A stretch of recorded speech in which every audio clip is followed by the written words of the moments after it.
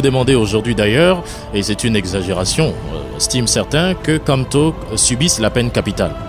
Ce n'est pas une exagération. Et Maître si c'était Alice moi, le disait je tout à voulais l'heure, dire... que ça c'est le dictateur qui parle en vous. Je voulais dire quelque chose, Maître Alice, comme est-ce que ce monsieur, à l'époque du premier régime, père à son âme Aïdjo, pouvait faire ce genre de truc? Vous allez détruire des armoires de militaires. Les pouvoirs va simplement marcher. Ah bon? Mais on a les preuves contre Kamto qu'il a communiqué avant. Hein? L'incitation à l'insurrection. Il y a des choses, il y a des requalifications qui vont se faire devant le tribunal militaire. Que Kamto nous dise qui il est pour demander et commanditer des crimes.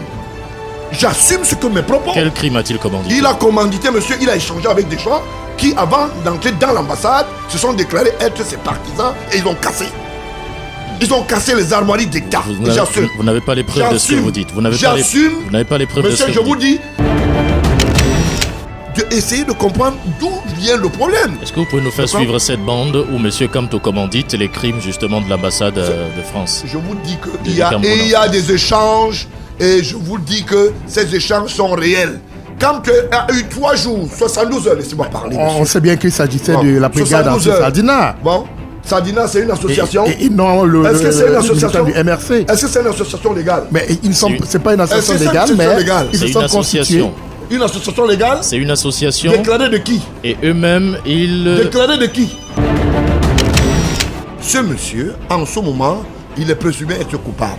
Moi, je trouve même que monsieur Paul Biya, en tant qu'entité politique, président de la République, chef de l'État, exécutif, est trop tolérant. Si c'était moi, il serait jugé dans les 3 jours. Et c'est terminé, on n'en parle plus. Mais monsieur... Alors, monsieur Kamto, qui s'autorise et on méprise la loi, entre dans la rue, incite à la révolte, ne devra pas aujourd'hui payer le prix parce qu'il s'appelle Kamto.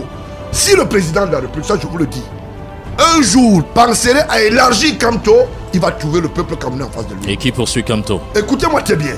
Il va trouver le peuple camerounais en face de lui. On dira non, qu'il soit jugé au même titre que tout le reste. On est fatigué avec cette histoire de jouer sur les leviers ethniques. Donc nous sommes dans une république où on ne peut même pas marcher. Si vous voulez marcher, on va prendre la demandez une autorisation. On va prendre, mais les autorisations sont systématiquement refoulées, monsieur Gilbert. Oui, c'est ce qu'on dit. Je serai le prochain président de la République. Que vous voulez ou pas, c'est comme ça. D'accord? Sauf la mort de Dieu. Sauf l'appel de Dieu. Mais je vous le dis et je suis sûr, dans les jours à venir, vous allez voir comment ça va se décider. Donc vous nous confirmez vous confirmez que nous sommes dans un royaume. Je dis, mais excusez-moi, quand c'était aux États-Unis, le père et le fils ont gouverné. C'était bon. Alors, maintenant, c'est le Cameroun, c'est mauvais. Qui dirige le pays maintenant? Est-ce que c'est Chantal Biya qui dirige? Est-ce que c'est le cabinet civil? Est-ce que c'est monsieur Laurent Esso? Est-ce que c'est encore votre père qui a la main mise sur le pays? Le président de la République s'appelle bel et bien Paul Biya. Est-ce qu'à 86 ans, on a encore les couilles pour diriger le pays? Si vous ne savez pas, il joue encore au golf. Vous voulez que je vous donne les images exclusives? Avec qui?